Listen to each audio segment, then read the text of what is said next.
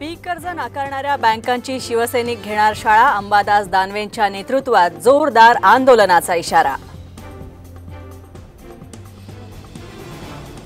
लोकसभा निवडणुकीत महाविकास आघाडीच्या यशाबद्दल उद्धव ठाकरे मानणार जनतेचे आभार। 19 जून नंतर महाराष्ट्रभर करणार आभार दौरा।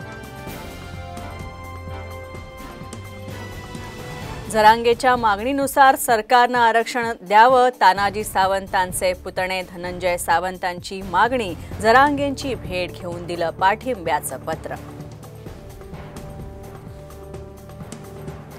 नाशिक शिक्षक मतदारसंघातून 15 उमेदवारांची माघार घेण्याची या शेवटच्या दिवशी मोठी घडामोड।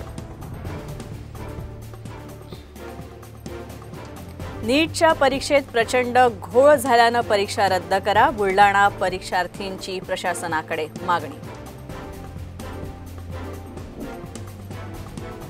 अमरावती जिल्हाधिकारी कार्यालयात सामूहिक आत्मदहनाचा इशारा देणारे पोलिसांच्या ताब्यात, दिव्यांगांना कर्ज नाकारणाऱ्या बँकेच्या व्यवस्थापकांवर कारवाई करण्याची मागणी।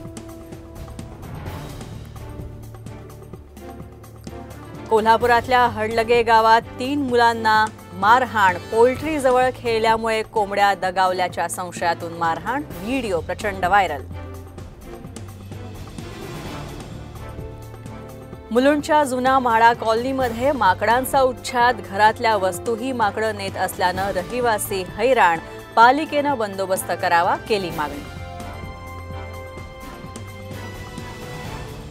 नंदुरबार जिल्ह्यात शहादा तालुक्यात वादळी वाऱ्यासह पाऊस, ब्राह्मणपुरी, सुलवाडा, पिंपरी शिवारामध्ये केळीची बाग उद्ध्वस्त। पुण्यातल्या मार्केट यार्ड भागात भरधाव ट्रकची महिलेला धडक, महिलेचा जागीच मृत्यू। रायगड जिल्ह्यात रसायनी दांडफाटा इथं दुचाकीचा अपघात, वाढदिवशीच तरुणाचा दुर्दैवी मृत्यू।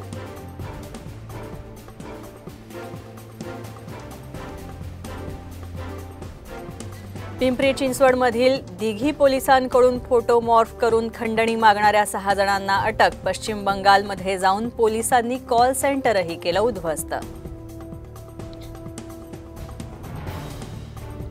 फेरीवाले हटवू शकत नाहीत, कंपन्या काय हटवणार, मनसे आमदार राजू पाटलांची सरकारवर जोरदार टीका, डोंबिवली आग प्रकरणी विधानसभेत आवाज उठवणार।